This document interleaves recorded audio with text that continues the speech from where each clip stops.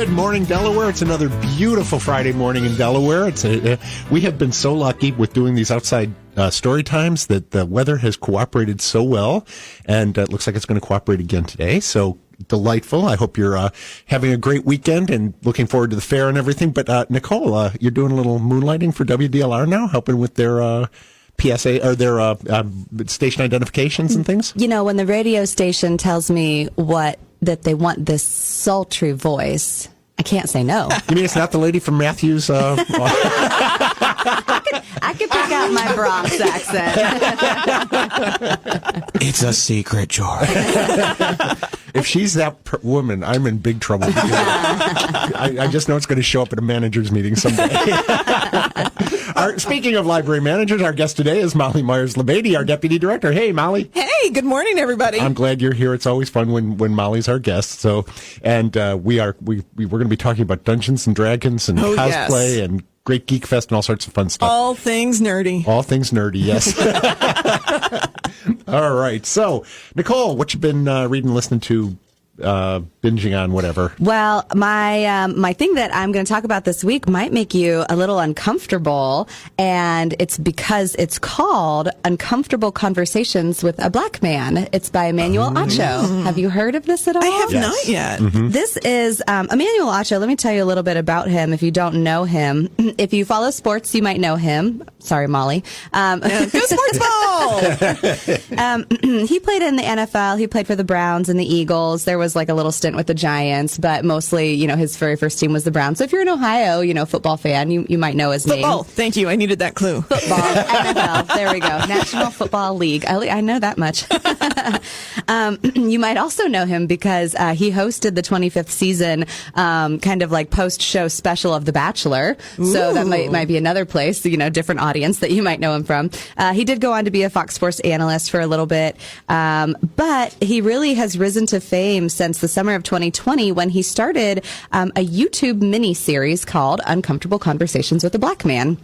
This YouTube miniseries actually just won itself a Creative Arts Emmy, and that is for the outstanding short form nonfiction or a reality series. There are a ton of videos on Emmanuel Acho's channel on the YouTube and they range from one that was posted a year ago that has 3 million views with Matthew McConaughey to one that was posted a week ago that also has 3 million views with Lil Wayne. Was McConaughey talking about Marshall by any chance? Because he flies in still to go to the Marshall games. Oh, probably. I haven't watched all of them. But there are also people on there like Chip and Joanna Gaines, and they brought their whole family on. So basically what he does in these kind of short form YouTube series is that he talks with people about uncomfortable conversations about race, uncomfortable conversations about hot topics in present America. And then he has taken all of those conversations that he's had on that YouTube channel, and then he's made a book. And the book came out later that year. It came out in November of 2020. And so it's just been a really interesting kind of way to see his progression in this kind of like outspoken, a lot of people say you're a football player. Why are you talking about politics? You're a football player. Why are you telling me about race and different things like that? But when you actually sit down and listen to some of the things that he has to say, one thing that I just heard him mention in a podcast is that he knows his end goal. Like, he says that sometimes there are people who try to make political statements and then they don't realize where that's going to take them, and they don't realize where their end goal is. Colin Kaepernick probably never had any idea where his life was going to go after he took that knee, you know. And the same with the tennis player, Naomi Osaka. She probably didn't know where she was going to go after she made that statement, I'm not going to talk to the media right now because I'm not feeling it. He makes the statement that he's like, I know where I want to go with this. I have a goal. I have a plan. I have a trajectory. I know how I'm going to get there, and I know how my words are going to get me there. It's a very, very interesting way to hear him speak. Most recently, he was on a podcast hosted by my favorite Instagrammer ever, Sharon McMahon from the Sharon Says So podcast. And they just have this really frank conversation, and it's a lot of fun. So I would recommend if you're interested in anything that I just said, that you check out any of them. If you prefer like a YouTube, go and find, if you're not interested in Emmanuel, then go and check out his interview because of Matthew McConaughey. Yes. If you're not interested in him, go and check out his interview because you love Magnolia and Chip and Joanna Gaines. Or find him on a podcast or something like that, or read the book. It's all very fascinating, and it's a frank, kind conversation. He always leads with love. That's where he starts every conversation. He always wants to know the root, and not the present thing that's being said. Yes, you might be angry now, but what's the root of it? So it's a really, really interesting thing. So I would recommend it. Great. Thank you. Excellent. Molly, you're always in reading or looking at some interesting stuff. So what do you got? Well, once again, I'm proud to say this one. I'm not proud to say. I'm actually really sad to say this one's not Outlander. Oh, I've run out of new Outlander. So in between, I also brought a nonfiction to talk about. Slightly different topic. My book is Drunk, How We Sipped, Danced, and Stumbled Our Way to Civilization by Edward Slingerland. Slingerland. Slingerland, it was a hard name. That's a name. So what I love about this book is I got it because it's about drinking. And those who know me know that I do enjoy a good beer. And I will try about any kind of beer. Sorry, George. All flavors welcome. My favorite right now is a white peanut butter stout. Yes. God. So I was drawn. What an insult to good beer. Oh, it was such a good beer. It was like drinking a Reese's cup. Then what's the damn Reese's cup? Yes. Don't mix it with your beer. How do you drink a Reese's cup? You should try it. Leave it in your car sometime when it's 90 degrees outside. Ye of little faith. I believe you, Molly. Thank you. I knew somebody here. So I picked this up because I was drawn to it in a bookstore. And of course, what I do in a bookstore is pull up the library app and I immediately check it out. And which is why you've been banned from Barnes and Noble. Barnes and and all Noble. those Yeah. places. I haven't caught on yet. I think they think I'm comparing prices. Nope. Well, in a way you are, yeah. It's free. Yeah. So this book, I started it, and at first I was a little disappointed because he's like, let's talk about the evolutionary reasons to drink. There are zero. There is nothing about drinking that evolutionary kept us living. It slows our responses so the tiger can eat us. Yeah. It makes us, sometimes argue so we're alone in the wilderness. It, all these things about why it's so wrong. And I'm like, did I get the wrong book? And then he goes, but fun facts are here. So people did not start farming to grow bread. People started farming because they wanted beer. Mm-hmm. And he takes you through the history of drinking, how we would eat fruit that fell and then fermented because we wanted to get drunk. And then he gets into the science of it. And he talks about how, not when you're slam drunk, but if you've had a beer, you're more likely to be creative. There are studies that prove, that after class college drinking group actually creates more creativity with a beer. Now, the more you add, throwing up together does not actually bond you. It's reductive. It's Yes. reductive. There is we don't think about how high our alcohol content became in modern times compared to the 0.2, 0.4 that alcohol was. But we also make up excuses to drink. We really... Like New Year's Eve, St. Patrick's Day. When we said that they always Tuesday. drank ale in medieval times because there was no other option, that wasn't true. They just wanted to drink ale. I think about if I drank ale all the time, how bad I'd feel. But he talks you through not only, mainly alcohol, but he even gets into mind-altering drugs and the effects they have and some of the changes. He talks about the problems of alcoholism, how our modern society is losing the point of some of this as well. But it was a pleasure. I found myself laughing and going, wait, what? About the history of the world with alcohol. So, Drunk, How We Sipped, Danced, and Stumbled Our Way into Civilization. I suggest it for anybody. That sounds great. Thanks. You're not going to tackle that last name again? by Edward Slingerland. Edward Slingerland. I'm sorry, Mr. Slingerland, if you're listening. Well, I did fiction this week. This was recommended to me by Joyce. She saw a review of it in the newspaper, got a copy of it, it just said, you are going to love this book. You are going to love this book. And she was right. I love this book. This book is called Razorblade Tears. It's by a man named S.A. Cosby, C-O-S-B-Y.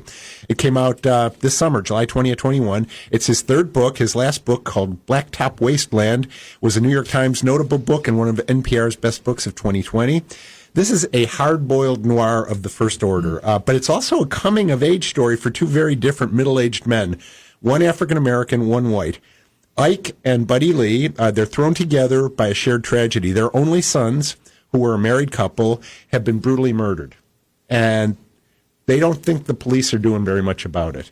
So Ike and Buddy, they're carrying an extra load of grief and guilt because they have each rejected their son for being gay and for not following the lifestyle that they wanted. Now, Ike and Buddy Lee have something else in common. They're both ex-cons. And they've missed a big chunk of their sons growing up because of being in prison.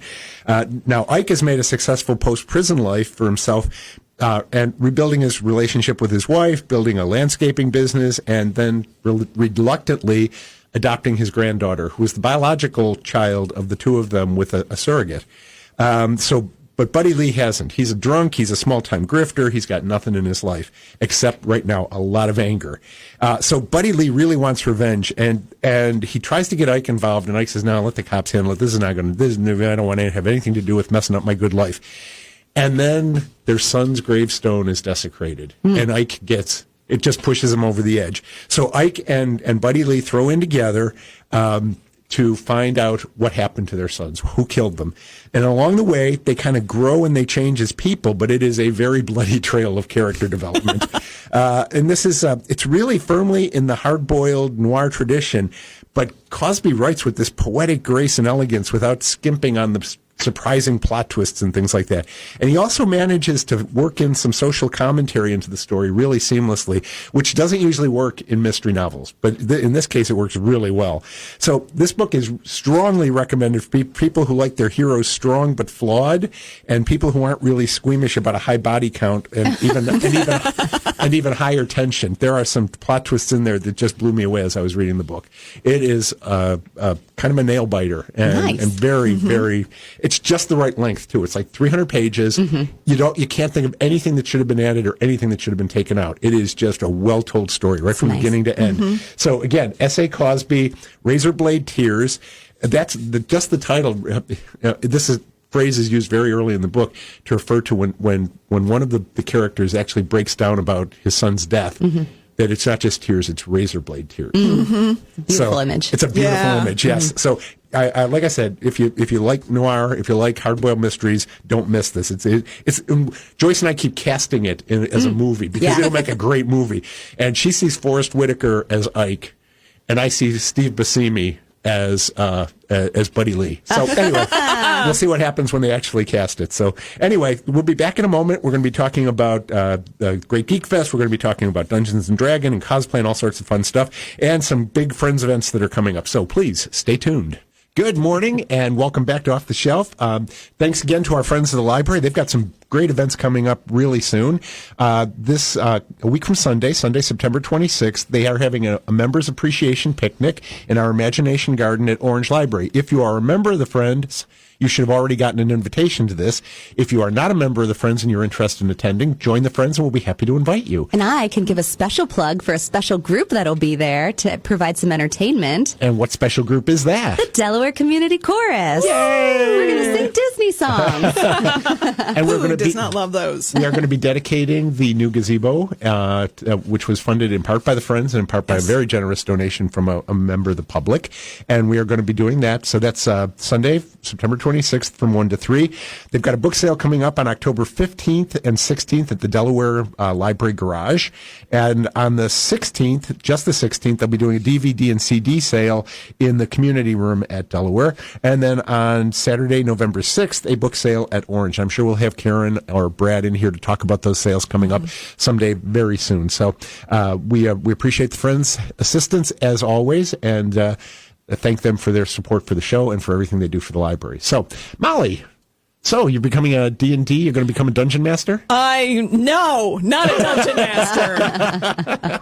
But I have been brought in as the beginner once again for Dungeons and Dragons, which fits because I haven't played since last year. Perfect. Just dust off the old Dungeons and Dragons dice. It is. Well, it means that my husband, who is a dungeon master and loves to teach Dungeons and Dragons and has a second coffee table in our living room just filled with Dungeons and Dragons books and dice and rolling trays and things I didn't know we needed that I've been informed we needed.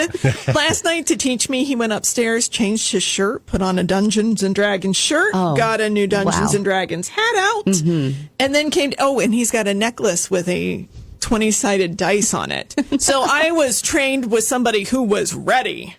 That's like getting your catechism lessons from the Pope. It was a lot. And I kept looking at him like, I'm pretty tired. And he's like, one more thing. Let's talk about your spells. So for some people who are listening who think that you're just talking about witchcraft and medieval wizardry here. Yes. And drinking, if you heard the first half of the show. This is a very PG-13 show today. Yes. So what is Dungeons and Dragons and who is it for? Dungeons and Dragons is considered a role-playing game. It's really for anyone. I like to call it an imagination game. Mm-hmm. What it really is really fun storytelling that you have dice that help you tell you where you're going to go in that. The Dungeon Master kind of creates an overall outline that nobody knows. And as the story starts to evolve, people are playing, you're finding out if, I'll say something like, I'm going to attack that troll coming at us with my thorn whip. Ooh, they're going to be so proud of me. I remember the name of that. My thorn whip. And they're going to say, okay, what does it say on your card? You need a roll for using your thorn whip. And then I use a certain dice and I roll that and it tells me whether I beat that. Did I say ogre? Whatever that thing was. Troll. That I beat that troll. See, this is why I'm the beginner. And so it's really about pretend play for adults, which I've been reading in a lot of creativity books. We should not have stopped. Yes. Pretend play and storytelling is such an important part of what we do. Mm-hmm. And you can take that story wherever you want. This is played by everyone. My husband started playing when he was probably about 8, 9, or 10. Wow. He has been playing pretty straightforward, maybe a couple years drought. During the pandemic, he tried to teach me once. It is a little hard when you're married. Because I had another friend tell me to throw the magic mushroom into the darkness. I had no idea what that was. But if you scream it at your husband all the time and he keeps saying, you don't have one, you're not even a character who can play it, it becomes really fun for you. He's highly insulted. You accidentally tell his boss to do that anytime he's off on a tangent on something, you can get in trouble real fast. So, yeah. Well, okay, so tell us then, why are we talking about Dungeons and Dragons in particular today? This is the really fun part. So, as part of our Geekfest, which is an amazing program we put on every year, we have, starting last year and this year, done sort of a staff Dungeons and Dragons that people can live stream. When they first asked me, and I clearly was clueless to do this, I was like, okay, my husband and like 4 other people are going to watch this. Right. No. Oh, it's huge. People love watching this. It's storytelling. What am I thinking? It's like watching theater, really, that you don't know where it's going to go with all these twists and turns. And so we do this with the staff. I'll tell you what I can this year, but I'm not going to spoil anything because I will definitely get in trouble with the Dungeon Master if I tell all of our secrets. But I will tell you that we have a really well planned crew of people who are going to be doing this. It's going to be live streamed. We're going to be costumed. There may or may not be cat ears on me. Oh, okay. There will be. That was maybe a term of my group, to be in this. Yeah. And the second they're like, you can wear your cat ears, I'm like, I'm in. There will be some really fun excitement and energy. There's going to be a map you can follow along to see where we are in our travels. It's a lot of fun. If you've never seen D&D played before or you have misconceptions about it, this is a great time to kind of see what it is. It's just fun. We're all laughing. It's congenial. We're working as a team. There aren't a lot of games that have you practice working as a team. No, but most games are competitive. Exactly. last time we played, I kept saying, I won with a bag of kittens. And they kept going, we all won with your bag of kittens. And yes, I destroyed the evil enemy with a bag of kittens. Wow. Uh-huh. So all of this can be streamed Saturday, October 9th on the library's YouTube page, which you can search for the DCDL, THE-DCDL. You can go ahead and you can subscribe to the library's YouTube page now. And if you do subscribe to the YouTube page now, you will get a live notification the minute that we go live on that Saturday, October 9th. There is a lot more happening that day, too. Oh, so much. There's the cosplay contest. There is a story time with Frozen, Anna from Frozen. Princesses, amazing. So it really is a virtual event of our traditional Great Geekfest Comic-Con. I have to mention, I can't wait for the geeky spelling bee. Yeah, I heard that's new this year. That is really exciting to me. Is that going to be like, can you spell? It's like Hogwarts. Mordor. Okay. You know, we're going to look at all of our favorite geekdoms, and there are going to be words on how to spell all the different, things from everything from Star Wars to Lord of the Rings to your Harry Potters. It's going to be amazing. Yeah, and so even though it's happening virtual on the library's YouTube channel, again, the DCDL, go ahead and subscribe now. There are interactive elements to it. I mean, the chat will be live all day long. We use an amazing platform called StreamYard. So that it's an integration of both live and pre-recorded events, and it's so much fun. Oh, I am so excited. Ready to get my geek on. Chat, yeah. As I tell everyone, I was geek before that was chic. And we're going to mention real quickly that if you're interested in cosplay, but you've never done it, we have one more of our cosplays with Miss Megan. That's going to be at Orange tomorrow. That's Saturday, so if you're listening Sunday, you missed it. But it's tomorrow, Saturday from 2 to 3. If I put my glasses on, I can actually read it. Make sure I've got that right. Yes, 2 to 3 at the Orange Branson's Cosplay Basics. And Miss Megan will help you learn about what cosplay is and how to perhaps have a prize-winning costume. That's amazing. For our cosplay at Geekfest. And it's really easy to do cosplay this year too because it's a digital submission. So you make your costume now. Take a good picture in it, and then submit it on our online form, DelawareLibrary.org/GGF for Great Geek Fest, and you can submit that before October 1st. It's going to be hard to beat my crazy cat lady from a few years ago. That was a good one. Tribble lady. Tracy Tribble lady. The Tribbles. But of course, as a staff member, you weren't qualified to win a prize. No, but the Tribbles did add all day long. They did, yes. They kept multiplying like they are wont to do. So, okay. Is there anything else real quickly that you've got that we're going to, with any big events? I mean, nope. I do want to mention Storytime is back. Yep. Check out our events page, DelawareLibrary.org/events, and see what we're doing. But we are going forward with the story times and outdoors for safety. And looks like we're going to continue that through the first 2 weeks of October, as long as the weather holds. And then we'll make a decision about where we're going from there. And that PAL one is shifted over to Adventure Park. Right, yes. That's otherwise, important. you just check our website. Go to the website. Right. Go to the website. All right. Thanks, Molly. It's been a pleasure, as always, to have you as a guest. Always happy to be here. And I'm just want to say hi, George and Eileen. We're great it's been fun having you as house guests, and we'll see you soon. So that was my personal message that I got in here. And thank you, Nicole. Always a pleasure. Gage, as always, great working with you behind the board there. My pleasure. And we will see you in the stacks.